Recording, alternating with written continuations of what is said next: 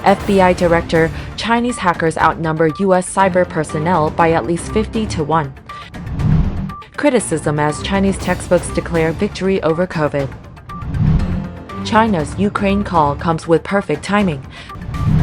Germany in discussions about restricting the export of chip chemicals to China.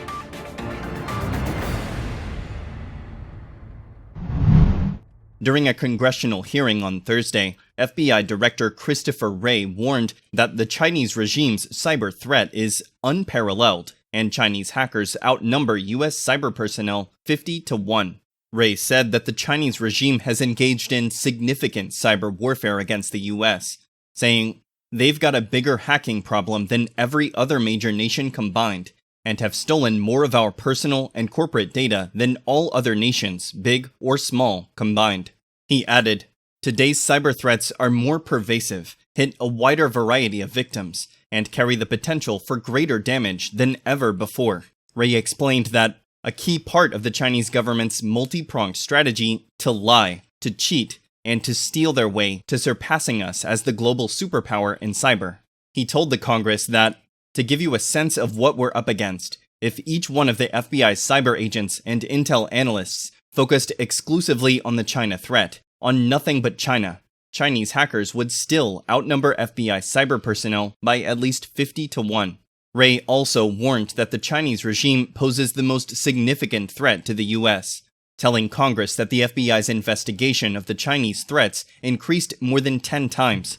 "There's no country that presents a more significant threat to our innovation, our ideas, our economic security, our national security than the Chinese government.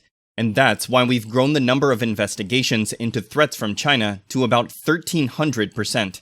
Wray informed the panel that the FBI blocks 15 million cyber attacks on US infrastructure every week. "We know cyber adversaries want to hack government systems, especially ones that have sensitive information like we do," he added. "We know cyber adversaries want to hack government systems, especially ones that have sensitive information like we do," he added. The Chinese Communist Party, or CCP, not only engaged in cyber warfare, but also aggressively carried out secret operations on US soil. Last week, the FBI arrested 2 individuals for allegedly running an illegal Chinese police station in New York, as part of a crackdown on the CCP's transnational repression schemes. Federal prosecutors also announced charges against 34 Chinese law enforcement officials for allegedly harassing Chinese dissidents. COVID survivors in China are slapping their foreheads as they see how the chaotic pandemic era is portrayed in school textbooks. The book's content, designated for grade 8 students, was posted on the Chinese sister app of TikTok, Douyin, on April 24th. A paragraph in the book reads, "Our country upheld the principles of putting people and life first, and waged a people's war, a total war, and a blockade war against the pandemic. It continued that in coordinating the prevention and control of the pandemic, there were major achievements. Furthermore, the measures taken to tame COVID were praised as scientific and a balance of economic and social development." China was the last country to abandon its strict zero-COVID policy, which relied on lockdown, mass testing, and social distancing to prevent the virus from spreading. However, such measures were disruptive to businesses and tended to cause a shortage of resources when community closures were implemented. According to the BBC, one top-rated comment sarcastically said, "We witnessed history." Anger with the Chinese Communist Party, or CCP's COVID policies, prompted a historic protest last November, whereby citizens outwardly challenged the CCP regime, despite the high risk of repercussions. Another person blasted, "How come you have the cheek to write it in there? Every single character on that page seems to be mocking our 3 painful years." The BBC noted that the CCP has also been opaque about its COVID data, especially its COVID death toll.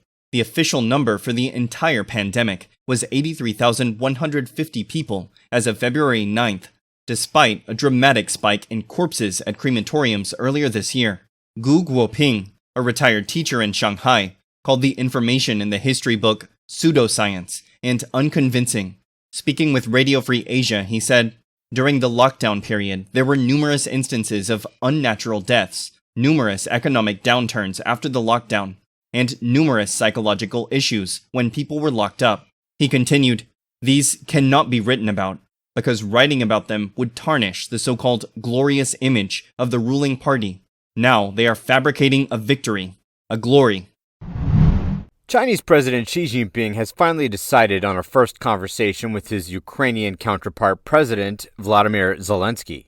The timing, according to experts, has deep implications. CNBC noted that it came as Ukraine is preparing to attack Russian troops on a wide scale to reclaim land in the eastern and southern regions. Max Hess, Central Asia Fellow in the Eurasia program at the Foreign Policy Research Institute, believes China foresees an impending escalation of the conflict, and it wants to take a chance to portray itself as an immediate mediator beforehand. Alexander Moisenko, a military expert and head of the Center for Military and Legal Studies in Kiev, speculated that it could be Russia that urged China to make the phone call, which took place on April 26th. He said on April 27th, "I think the Russians fear the upcoming Ukrainian attack. They fear that they will give up some land that they are holding right now, so I think they have requested Xi to phone Zelensky to urge him to stop this attack." Xi has already promised to phone the Ukrainian president back in March when he visited Moscow, but no specific date was given at the time, which CNBC reckons makes the talks now even more curious.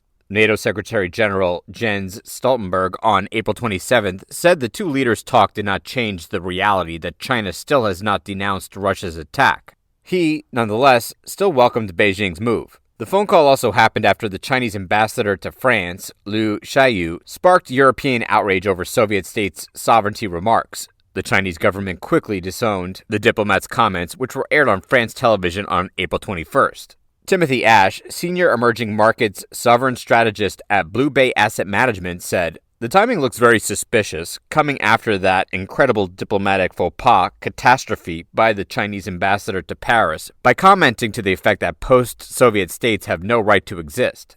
Ash said the blunder could have harmed Beijing's efforts to connect with former Soviet countries and revealed a gap in knowledge that could be common among those in Beijing, though one official only displayed it. The senior analyst observed that Liu's remarks offended all 14 non-Russian states that gained independence from the Soviet Union in 1991. This included the states in Central Asia and Transcaucasia that China depended on for vital commodities. Ash said this one comment has undermined 30-odd years of oh-so-careful Chinese diplomacy in the region. Actually, it shows that Chinese officials fundamentally don't understand Europe. According to Bloomberg, Germany is discussing a proposal to limit the export of chemicals essential for making semiconductors to China. The move is part of a broader effort by the German government to reduce its economic dependence on China and to address national security and human rights concerns. The proposal could affect German companies such as Merck KGaA and BASF SE, which supply some semiconductor chemicals to China. The report said that Chancellor Olaf Scholz and Economic Minister Robert Habeck are coordinating with European allies and the US, which leads a global campaign to block China's access to critical technologies, including semiconductors. Berlin said they have no pressure from Washington on the issue, but want to work together on China.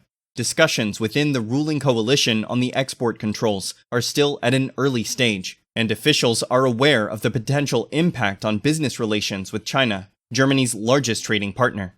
Economy Minister Robert Habeck said that the most feasible way to implement the export controls would be to put the relevant goods and services on Germany's national dual-use list, which regulates the export of items with both civilian and military uses.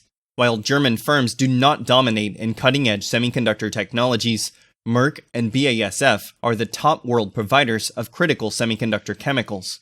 Their products are used in almost every single chip in the world. Last year, the US imposed sweeping restrictions on chip-making technology exports to China to counter the Chinese regime's chip ambitions. But Washington needs its allies to join the curb for the sanction to be effective. The US has urged Japan and the Netherlands to join its export control curbs to strengthen and protect advanced chip technology.